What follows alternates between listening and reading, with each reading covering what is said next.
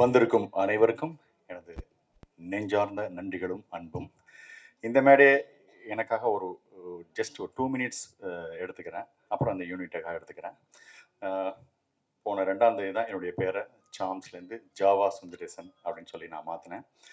அது மாற்றும்போது எனக்கு இது நாள் வரைக்கும் கூடவே இருந்த நண்பராக இருந்து என்னை அழகாக என்னுடைய பதிவுகளெல்லாம் தன்னுடைய ஃபேஸ்புக்கில் போட்டு என்னை என்கரேஜ் பண்ணி தொடர்ந்து 20 வருடங்களுக்கு மேலாக என்னுடைய நட்பில் இருக்கிற பிஆர்ஓ கோவிந்தராஜன் சார்கிட்ட அந்த பொறுப்பை நான் ஒப்படைச்சேன்.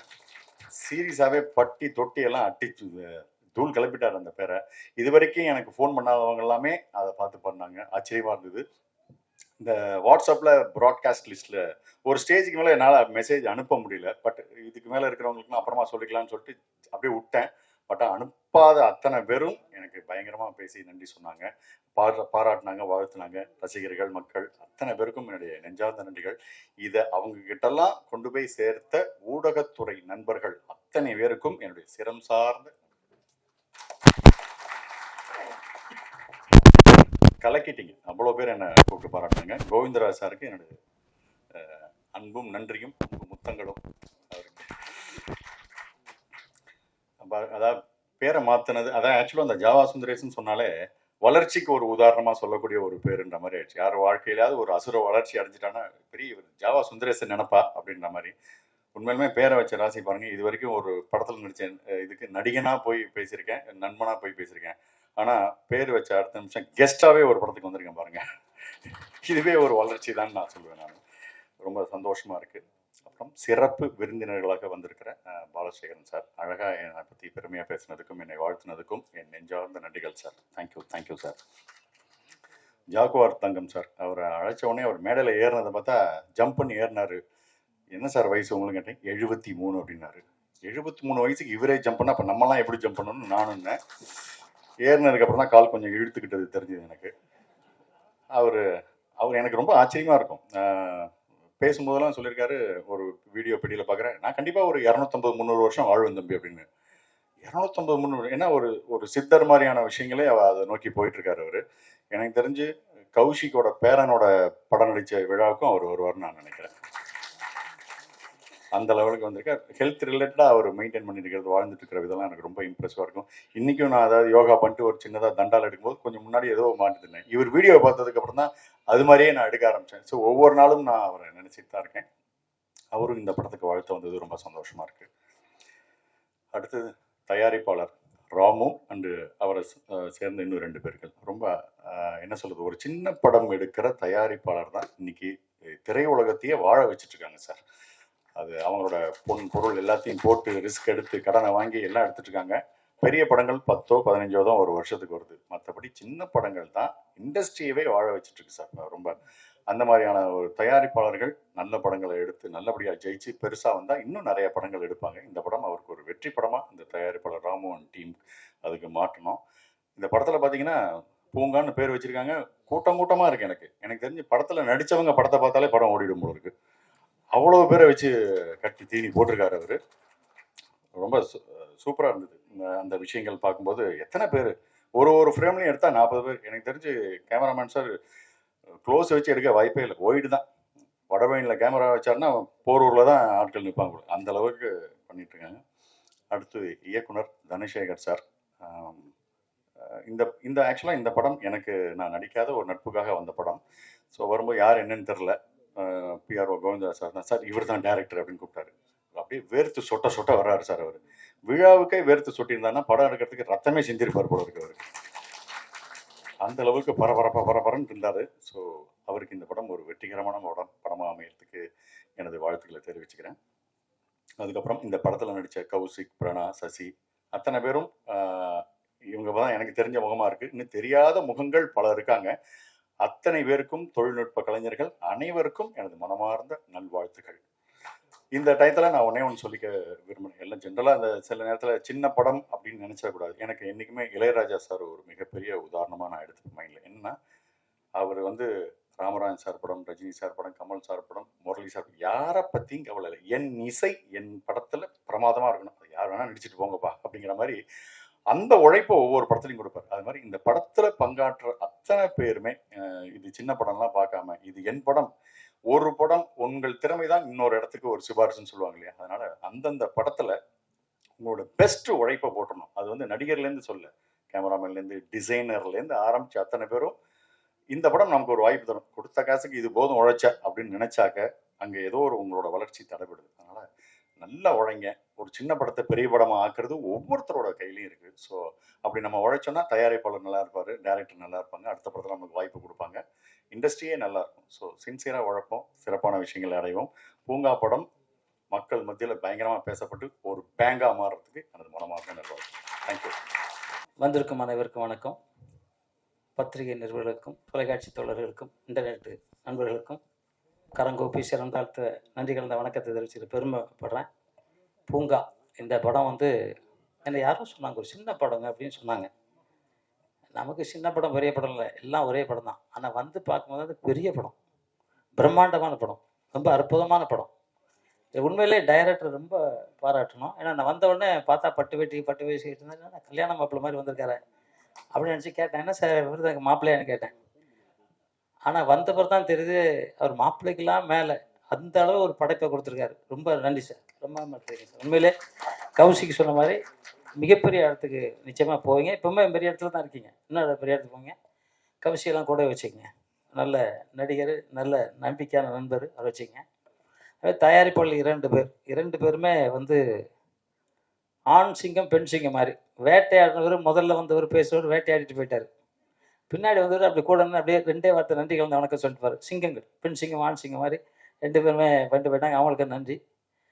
படம் பார்க்கும்போது இசையமைப்பாளர் பார்த்தேன், மிக பிரமாதமான இசையமைச்சிருந்தார். பார்த்தா ஃபஸ்ட்டு படம்னாரு, நம்பவே முடியல, அவ்வளோ அற்புதமாக பண்ணியிருக்காரு. அப்புறம் பார்த்து பாலசேகரன் அவர்கள் லவ் டுடே மட்டுமல்ல பல வெற்றி படங்களை கொடுத்த, பல வெற்றி படங்களில் வேலை செய்த மிக அற்புதமான நல்ல நண்பர், நல்ல மனிதர், கடவுளுக்கு நிகரான அந்த மனிதர் வந்திருக்காரு. உண்மையிலே அவரை நம்ம பாராட்டுறதா இருக்கு. ஜாவானாலே ஜேஏ ஜா விஏ வா, இன்னைக்கு வெற்றி எனக்கு வாணி கூப்பிட்ற மாதிரி ஜாவானி பேர் வச்சுருக்கீங்க. ஃபஸ்ட்டே ஒரு நல்ல ஃபங்க்ஷனில் கலந்துருக்கீங்க. இது மட்டும் இல்லை, உங்களை எந்த சைடில் பார்த்தாலும் எனக்கு சந்திரபாபு சார் ஞாபகம் தான் வரும். எந்த சைடில் பார்த்தாலும் அப்படி தான் வரும். பின்னாடி கழுத்துக்கிட்டு இருந்தாலும் சரி, எல்லா இடத்துலையும் அப்படி தான் வரும். நிச்சயமாக நீங்கள் அந்த மாதிரி ஒரு வாழ்ந்து அந்த மாதிரி ஒரு பேர் வாங்கணும், நீங்கள் இங்கே ஆசைப்பட்டீங்க, அந்த பேரை நிச்சயமாக நீங்கள் வாங்குவீங்க அப்படின்னு நானும் மனமாற எங்கள் சித்தர் மூலியமாக கேட்டுக்கிறேன். உண்மையிலே வாழ்த்துக்கள். கௌசிக் ஹீரோ, உண்மையிலே ஒரு அற்புதமான பையன். அந்த தம்பி வந்து ரொம்ப அற்புதமான தம்பி, எனக்கு ரொம்ப பிடிக்கும் அவரை. அவர் சண்டையாக இருக்கட்டும், டான்ஸாக இருக்கட்டும், இல்லை டான்ஸ் ஆடிருக்க பாருங்க, நினச்சி பார்த்தா கூட ஆட முடியாது, அந்த அளவு பவர்ஃபுல் டான்ஸ், அந்த அளவு பவர்ஃபுல் ஆக்டிங், எந்த இடத்துலையும் சோர்வு இல்லாத ஒரு இளம் சிங்கம். வாழ்த்துக்கள் தம்பி. ஏன்னா அவங்க அப்பா என்கிட்ட ஒர்க் பண்ணியிருந்தார் கோபால் அப்படின்ட்டு. அப்போல்லாம் அவர் பிறக்கலை, கல்யாணமே ஆகலை அவருக்கு. அதுக்கப்புறம் பிறந்து நான் பார்த்து வளர்ந்து என் ஹைட்டுக்கு வந்துட்டார். சரி, என்னோட ஹைட்டு மேலே வந்துட்டார். வாழ்த்துக்கள். வில்லனாக நடிச்சிருக்காரு. 7 அடி இருப்பார் போல் இருக்கு. சால்வை போடவே முடியாது, ஒரு ஸ்டூல் தேவைப்படுச்சு. உங்கள் வளர்ச்சி மட்டும் இல்லை, நீங்கள் நடைப்புலேயே அந்த வேலை உயர்ந்து உலகத்தில் திரை உலகில் எப்படி உயரணும்னு மனமாற வேண்டிக்கிறேன். அப்புறம் ஹீரோயினி மேடம், அவங்களுக்கு வாழ்த்துக்கள். மேடை முன்னாடி இருக்க அனைத்து நல்ல விளங்களுக்கும் வாழ்த்துக்கள். பிஆர்ஓ அவருக்கு சால்வே போடலாமா? ஒரு திண்டுக்கல் மணிகண்டன் டைரக்டர் ரொம்ப பாராட்டினாங்க, எல்லாருமே பாராட்டினாங்க, வில்லன் நடிகர் எல்லாரும் பாராட்டினாங்க. அவருக்கும் ஒரு கை தட்டலாம், ஏன்னா நாளை ஹீரோ. உண்மையிலே அவர்கிட்ட அந்த அன்பு பாசம் இருக்குது. நான் கிட்டத்தட்ட ஒரு 2000 படம் பண்ணியிருக்கேன், ஒரு எப்படியும் ஒரு 1000 டைரக்டர் நான் பார்த்துருப்பேன். அவ்வளோ அனுபவம். அந்த அனுபவத்தில் சொல்கிறேன், இந்த மாதிரி சுறுசுறுப்பான ஆளுலாம் நிச்சயமாக ஜெயிச்சே தருவாங்க. திரைக்கு பின்னால் என்ன ஸ்பீடு இருந்தால் ஒருத்தர் ஜெயிக்க முடியுங்கிறதுக்கு நான் தான் உதாரணம். ஏன்னா நான் வந்து தூத்துக்குடியிலேருந்து வந்து யாரையுமே தெரியாமல் புரட்சி தலைவர் எம்ஜிஆர் மூலியமாக சினிமாவுக்கு வந்து அப்பவும் குள்ளமாக இருக்கிறேனே சண்டையை யாரும் தராமல் திருப்பி புரட்சி தலைவர் எம்ஜிஆர் சங்கர் இதயக்கண்ணி படம் ஃபைட் மாஸ்டர் பண்ணிட்டு சொல்லி அவர் படம் கொடுத்து ஒரு ஆயுத பூஜைக்கு சண்டுவனில் சிலம்பெல்லாம் சுற்றி குத்தி வருஷம் கராட்டை குங்ஃபு இதெல்லாம் செஞ்சு அதுக்கப்புறம் டாப்பில் போனோன்னா இறங்கவே இல்லை. அந்த அளவுக்கு டாப், அந்த அளவுக்கு பயிற்சி, முயற்சி, வெற்றி, ஒழுக்கம், இது அத்தனையும் நான் வச்சுருக்கேன். ஏன்னா எனக்கு எங்கள் அம்மா அப்பா பிறக்கும்போது சின்ன குழந்தையா இருக்குமே எனக்கு சொல்லுவாங்க, தர்மர் கதையும் பீமன் கதையும் அர்ஜுனன் கதையும் கிருஷ்ணர் பரமாத்மா கதையும் ராமர் கதையெல்லாம் சொல்லுவாங்க. அதை கேட்டதுக்கப்புறம் நம்ம அப்படி தான் வாழணும் அப்படின்ட்டு அப்போவுமே 4 வயசுல 5 வயசுல அப்படியே இருந்தேன். அப்படி எங்கள் வாத்தியார் தட்சாமூர்த்தி ஆச்சாரியார், அவர் சிலம்பத்தில் செடி குச்சி வரம்பு கலையில் பல கலையில் வல்லவர் சித்தர். இப்போ தான் 118 வயசுல இப்போ தான் சமாதி ஆனார். அவர்கிட்ட இருந்து நிறைய யோக கலையும் வரம்பு கலைகளும் நிறைய கலைக்கிறதுக்கு அவரும் நியாயத்தை பற்றி சொன்னார். புரட்சித்தில் எம்ஜிஆர் வீட்டுக்கு வரும்போது அவரும் என்கிட்ட நியாயத்தை பற்றி சொல்லியிருந்தார். அது நியாயத்தை நான் மாறவே கூடாதுங்கிறது, உயிர் போனாலும் மாறக்கூடாதுங்கிறது இருக்கேன். என் பையனே தப்பு செஞ்சால் தப்பு தான் தூக்கி தூர போட்டுருவேன். ஏன்னா விஸ்வாமித்திரர் மாதிரி நான் ஏதோ மன்னிச்சுட்டு விடுறதெல்லாம் நான் இல்லை, அந்த மாதிரி ஆள். இந்த படத்துக்கு பொறுத்த வரைக்கும் பூங்கா, இதில் வந்து எக்ஸசைஸை பற்றி உடற்பயிற்சியை பற்றி அந்த பாட்டு, அந்த ஒரு அக்கா எழுதியிருந்தாங்க பாட்டு. அக்கா தானே, எங்கே அந்த அக்கா ரொம்ப பிரமாதமாக எழுதியிருந்தாங்க, அவங்களுக்கு வாழ்த்துக்கள் சொல்லுவோம். அக்கா எழுந்திக்கிற ரொம்ப நேரம் உட்காருங்க, அதான் எக்ஸசைஸ் பண்ணோம் டெய்லி. அதுக்கப்புறம் பார்த்தீங்கன்னா எடிட்டர் மிக பிரமாதமாக எடிட் பண்ணியிருந்தாங்க. டான்ஸ் மாஸ்டர் ரொம்ப அற்புதமாக பண்ணியிருந்தாங்க. அதை உயிர் ஊட்டினவர் கௌசிக் தம்பி.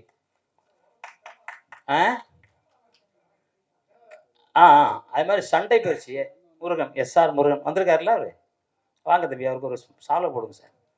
அவர் உயிரை கொடுத்து வேலை செஞ்சிருக்காரு.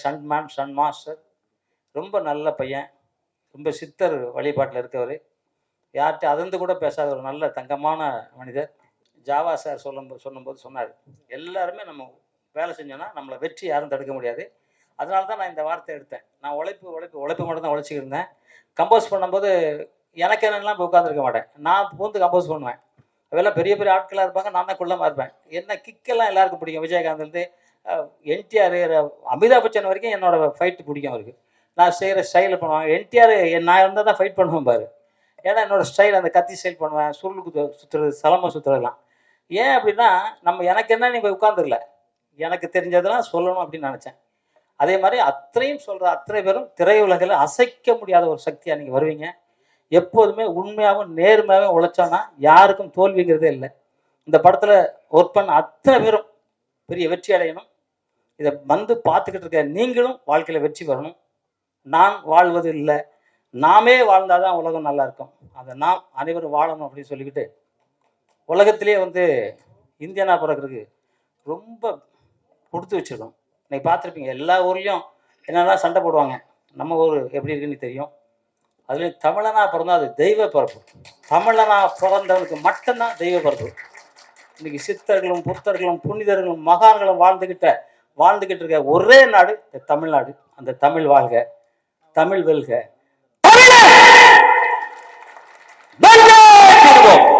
நன்றி, ஜெய்ஹிந்த்.